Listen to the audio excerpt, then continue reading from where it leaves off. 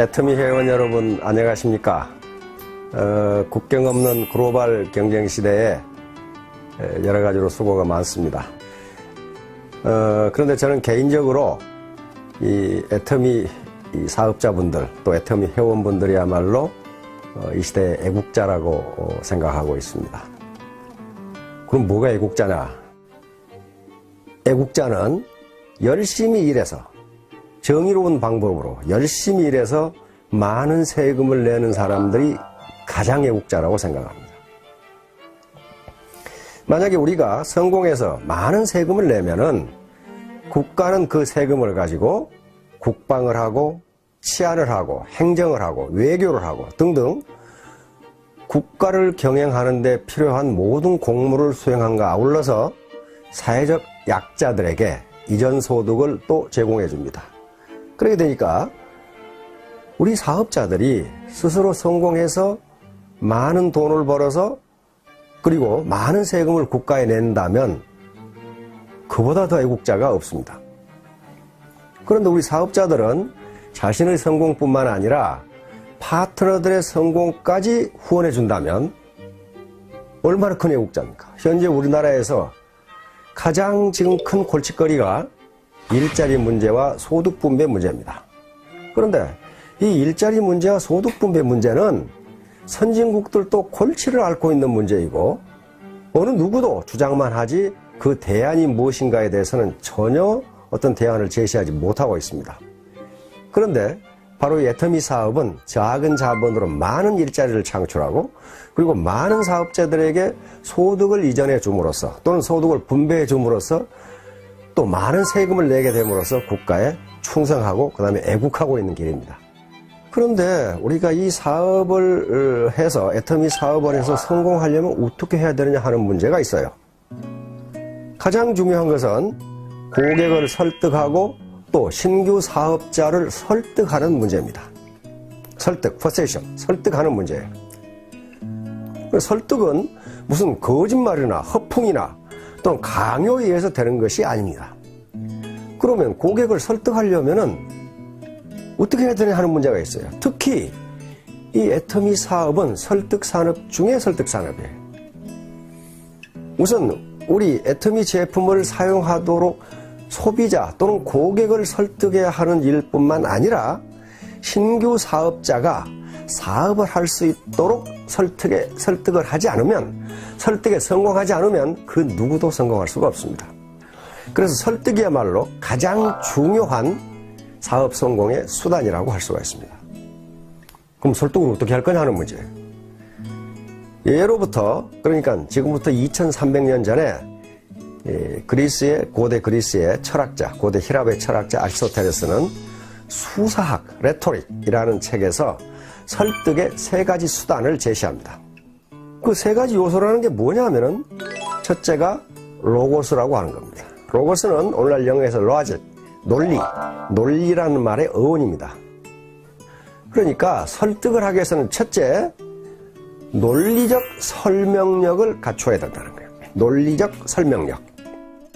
논리적 설명력이라는 이 말 속에는 두 가지 뜻이 있습니다. 하나는 상대를 설득하기 위해서 자기가 사용하는, 설득자가 사용하는 단어, 다시 말하면 용어가 명확해야 된다는 것이고, 두 번째는 동원한 용어가 문법 구조에 맞도록 되어 있어야 된다는 거예요. 아무리 좋은 용어를 동원해도 주어, 동사, 목적어, 보어가 맞지 않으면 도대체 무슨 말을 하는지 모르기 때문에 설득이 되지 않는다는 거예요. 그러면 예를 들어 해모힘을 복용하도록 설득하려면은 해모힘의 가장 핵심적인 내용을 알고 있어야 되고 그것을 논리에 맞게 우리 말 구조에 맞게 설명할 수 있어야 된다는 거예요. 이게 로직입니다. 이게 소위 로고스라고 하는 거예요. 그러면 이 로고스, 논리적 설득력을 향상시킬 수 있는 방법은 뭘까? 그건 왕도가 없습니다. 강의를 듣고 많은 세미나에 참석하고 파트너와 스폰서가 서로 대화를 통해서 정보를 주고받고 그리고 가만히 듣고 있어서는 안 되고 휴대폰이나 또는 노트에 그 중요한 내용을 기록하는 습관을 가지는 게 중요합니다. 그런데 세 가지 요소 중에서 아리스토텔레스는 이 논리, 다시 말하면 로고스가 차지하는 비중이 10%라고 이야기합니다. 두 번째는 아무리 논리적으로 설득을 해도 인간은 감정 또는 감성의 동물이기 때문에 감성을 자극하지 않으면 설득이 되지 않는다는 거예요. 그 두 번째가 파토스라고 하는 겁니다. 파토스는 감성적 호소력입니다. 감성적 호소력. 이 감성적 호소력을 기르려면은 현재 자기가 지금 설득하려고 하는 사람의 말을 들어야 됩니다. 다시 말하면 자기 말만 하는 게 중요한 게 아니고 상대방의 말을 경청해야 돼요. 그래야만 상대방이 지금 어떤 기분 상태인지를 알 수가 있다는 거예요. 기분이 좋은 상태인지, 즐거운 상태인지, 슬픈 상태인지, 기분이 나쁜 상태인지를 알아야 그 분위기에 맞게 논리를 전개할 수가 있다는 거예요. 그래서 아리스토텔레스는 설득의 3요소 중에 로고스가 10% 그리고 파토스가 30%라고 했습니다. 그러니까 로고스보다 논리적으로 이야기하는 것, 설명하는 것보다 상대방의 감정을 이해해 주는 것이 또 상대방의 감정에 맞게 이야기하는 것이 3배의 효과가 있다는 얘기입니다. 30%. 그럼 남은 60%가 남아있죠. 이 60%가 뭘까 하는 거예요. 이것을 아리스토텔레스는 에토스라고 했습니다. 에토스는 그 사람의 인격이나 품성에서 우러나오는 인간적 신뢰감입니다. 즉, 그 사람을 믿을 수 있느냐 하는 문제예요. 아무리 논리적으로 얘기하고 아무리 감성을 자극해도 그 사람을 믿을 수 없다면 전혀 믿지를 않는다는 거예요.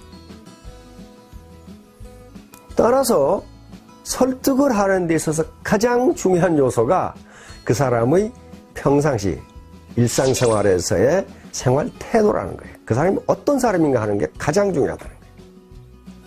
만약에 그 사람을 인간적으로 믿을 수 있다면은 논리가 좀 딸리고 또 감성적 호소력이 좀 떨어지더라도 믿는다는 거예요. 그러나 그렇지 않으면 아무리 논리적으로 설명하고 감성의 호소에도 믿지 않는다는 겁니다. 그래서 설득에 있어서 가장 중요한 게 그 사람의 인간성이라는 거예요. 인간성. KBS에 진품명품이라는 프로가 있습니다. 굉장히 전 즐겨보는데요. 한 번은 얼른 봐도 아주 명필의 그 유목이 나왔어. 글자가 나왔단 말이야. 글자가. 뜻도 좋아요. 논어에서 나오는 글자예요. 근데 거기에 낙관이 없어. 도장이 안 찍혀있으니까 누구 건지 몰라.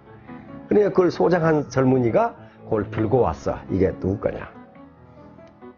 보니까 내용도 좋은데다 글씨도 기가 막혀. 명필이야. 그래서 이제 저 패널들이 적어내죠. 1,000만원, 2,000만원, 3,000만원. 그러고 막 계속 나와. 그런데 가격이 얼마가 나왔냐 하면은 제로. 딱 올라갔어요. 제로.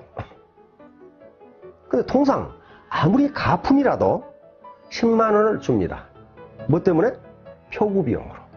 그래서 아무리 가짜라도 표구 비용 10만원을 쳐주는데 이건 말이지. 이렇게 명필인데 가격이 제로가 딱 나온 거예요. 깜짝 놀라가지고 패널들이 가짜입니까? 그러니까 아닙니다. 진품입니다. 아니 진품이 어떻게 가격이 제로입니까? 이완용의 글씨입니다. 그 글 내용이 아무리 좋고 아무리 잘 썼어도 그걸 쓴 사람의 인품이 형편없다고 말이에요. 그러니까 제로.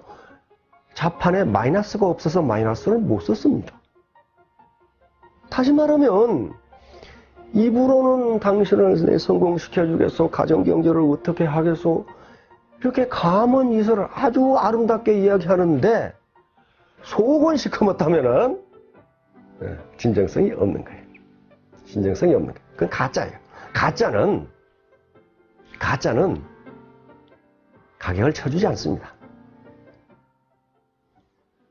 대구의 아줌마가 어디 헌책을 하나 들고 덜렁덜렁 들고 왔어. 무슨 책인지 몰라서 감정을 받으러 왔어.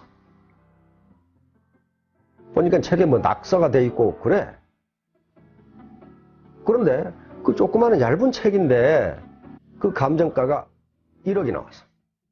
1억이 나왔다. 전부 깜짝 놀란 거야. 어떻게 저기 낙서된 책이 누군가 글씨를 써놓고 동그라미를 해놓고 책으로 보니까 그렇게 생겼어. 저게 어떻게 1억일까? 뭐 별 두껍지도 않은데. 근데 심사위원이 하는 말씀이 이 책은 이태계 선생이 보신 책입니다. 이태계 선생이 본 거야, 그걸. 그리고 그 낙서도 이태계 선생이 해놓은 거야, 그걸. 그러니까 그게 이태계 선생의 인품 때문에 그 낡은 책이 1억이 나온 거예요. 1억이 나왔어. 그러니까 똑같은 책을 봐도 이완용이 본 것과 이태계 선생이 본 것은 다르다.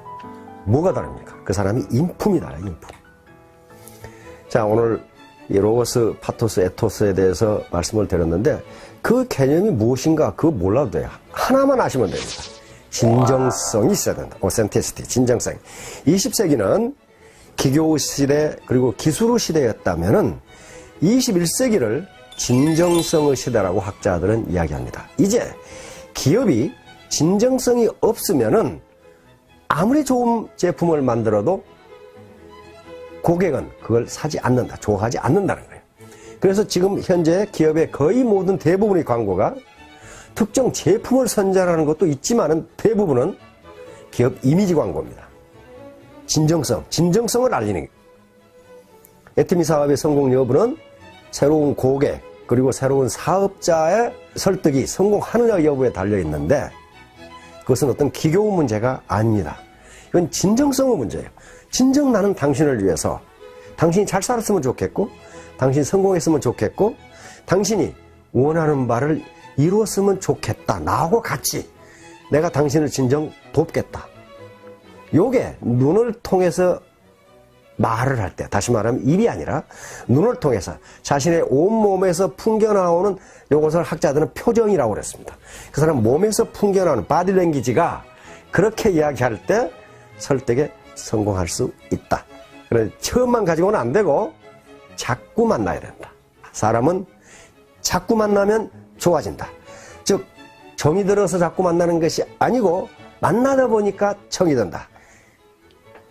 자, 사업자 여러분, 우리 애터미 회원 여러분, 자, 무한경쟁 시대에 여러 가지로 수고가 많습니다. 특히 제가 보니까 여성 사업자들은 1인 5역을 하는 경우가 많아. 집안일 해야지, 시부모 봉양해야지, 맨날 투덜대는 남편 밤낮으로 달래야지, 애들 돌봐야지, 그리고 파트너 돌봐야지. 1인 5역이에요. 얼마나 힘들겠어요. 그러나 이런 것들이 모두 진정성을 가지고 하면 즐거운 것이 될 수가 있습니다. 사업자 여러분, 그리고 애터미 회원 여러분 모두 성공하시기 바랍니다. 감사합니다.